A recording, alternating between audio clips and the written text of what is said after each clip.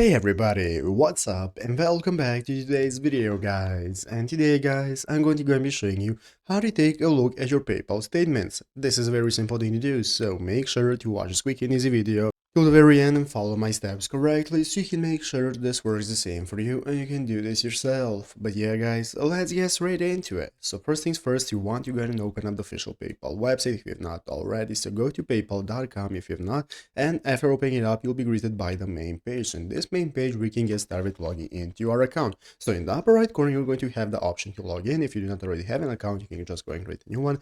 And after logging in, you'll be greeted by this home page right here. So in the home page, we can get started with accessing everything we need. As you can see, we can access our PayPal balance. We have our recent activity right here. We can send and receive money and so on. But what we're looking for to take a look at our PayPal statements is right here at the top of the screen. At the top of the screen, we have the activity tab. So in the activity tab is what we want to open up. You want to click on the activity tab right here. That's going to open up this PayPal activities option right here. And in our PayPal activities, guys, is where we can find all the statements that we have. We can take a look at all our purchases, how we sent money, when we received money, and so on. All of that is going to be available right here, and we can take a detailed look at that. So your statements are going to be available right here. You can filter them however you like and find anything you need. But basically, this is where you can do so. So I hope this video was helpful. If it was, make sure to leave a like, subscribe to the channel. So yeah, thanks for watching. Take care and bye.